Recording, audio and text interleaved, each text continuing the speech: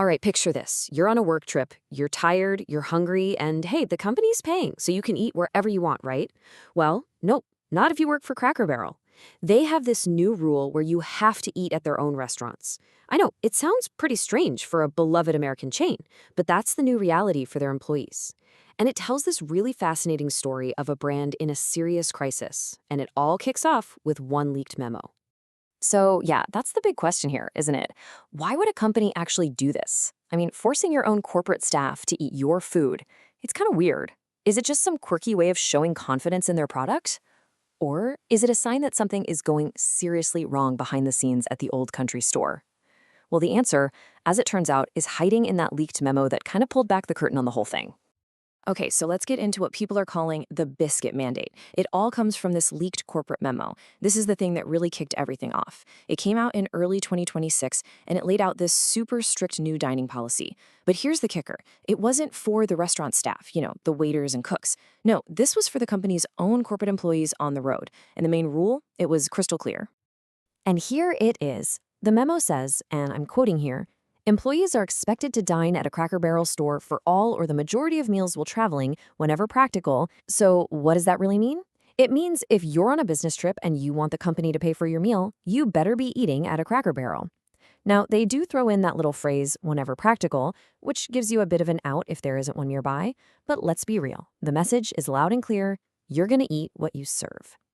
And the policy gets even more specific. It's not just about the meals. As you can see here, they also basically cut off reimbursement for alcohol. I mean, you can't get a drink on the company's dime unless you get a thumbs up from senior leadership. So yeah, good luck with that.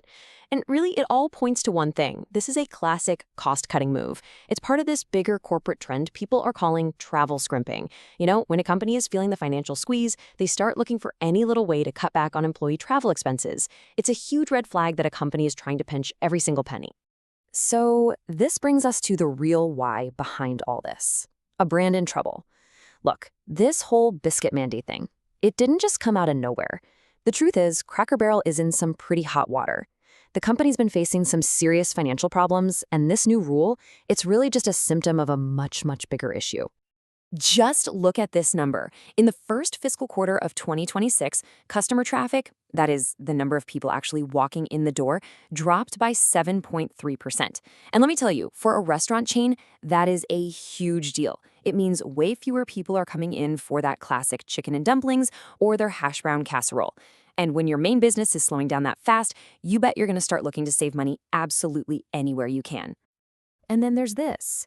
A loss of $94 million in market value. Wow. This happened right after a really controversial rebrand they tried to pull off. So you see, this wasn't just a random bad quarter. This was, for lack of a better term, a self-inflicted wound. It was directly tied to a massive strategic mistake that basically ticked off their most loyal customers. So really, it was like the perfect storm. You've got slower revenue growth, you've got fewer and fewer customers coming in, you've got this huge public backlash from that failed rebrand, just hammering their reputation. And on top of all that, they had to go through 2 separate rounds of corporate layoffs just to try and stop the financial bleeding. The entire company was just under this immense pressure. Which leads us to the 2025 rebrand disaster. I mean, how did it all go so wrong? You have to ask yourself, how does a brand that is literally built on comfort and nostalgia get into this kind of mess? Well, it all goes back to this really disastrous rebranding they tried in 2025. They were trying to, modernize the classic Cracker Barrel look, and it did not go well. Okay, take a look at this comparison. On the left, you've got the classic Cracker Barrel that everybody knows and loves, right? The Uncle Herschel logo, that old country store vibe, it just feels familiar and nostalgic. And then, on the right, you've got the rebrand, a super minimalist, modern logo, this whole modern farmhouse aesthetic. And let me tell you, people hated it. Immediately, social media just lit up with criticism, calling it woke and generic. It was a total departure from the heritage that made the brand special in the first place, and the backlash was just swift and brutal. And the damage was so bad, the CEO, Julie Fels-Messino, actually had to come out and admit it publicly. She said, "We have a brand reputation issue that we are working through, and that takes rebuilding trust one guest at a time." I mean, you don't often hear a CEO be that blunt. This is a direct admission from the very top that the rebrand was a massive failure, that it destroyed customer trust, and that fixing it was going to be a long, slow grind. So where do you go from here? How do you fix a mess this big? Well, this brings us to what we're calling the two-sided fix. Cracker Barrel's plan to save the biscuits. They're basically trying a two-pronged approach. On one side, they are cutting costs like crazy behind the scenes. And on the other side, they are desperately trying to win back their customers' hearts. And this chart really shows you how the strategy splits right down the middle. Internally, it's all about tighten the belt. We're talking corporate layoffs, that strict dining rule we've been talking about, and even shutting down 14 of their Maple Street biscuit locations. But then, to the public, the message is completely different. It's all about win back hearts. They're bringing back fan-favorite menu items, focusing on nostalgia and tradition, and pushing value deals like meals for two just to get people back in the door. It's two completely different worlds. And when they say they're bringing back the classics, they really mean it. This Win Back Hearts campaign is getting super specific. They're digging deep into the archives, bringing back some items from the original 1969 menu.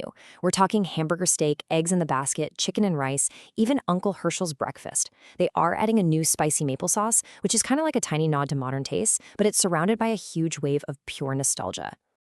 And this quote from their VP of Menu Strategy, Thomas Yoon, really just says it all. These dishes are uniquely Cracker Barrel, rooted in tradition and loved for generations. They're also among the most requested dishes from our guests. So what he's really saying is, okay, we hear you, we messed up, and we're bringing back the stuff you've been asking for.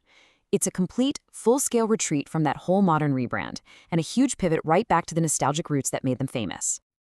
So what happens next? Where does all this leave Cracker Barrel? Honestly, the company is performing a really tricky balancing act right now.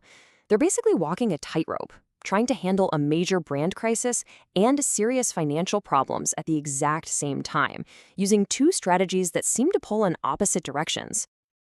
And this right here is really the heart of the whole story. For you, the customer, the experience is supposed to be all about comfort and nostalgia.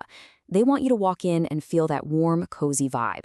But behind the scenes, behind that curtain, it's a completely different story of aggressive cost-cutting. There is a massive disconnect between the image they're selling to the public and the tough reality inside the company. And all of this leaves us with one big final question. Can a brand really save itself by scrimping and saving behind the scenes while trying to serve up warm, fuzzy nostalgia on the plate? Can a company that's known for generosity and comfort really get away with these penny-pinching policies, like the biscuit mandate, all while hoping customers still believe the old-time magic is there? It's a huge gamble, and whether it pays off is something we're all going to be watching.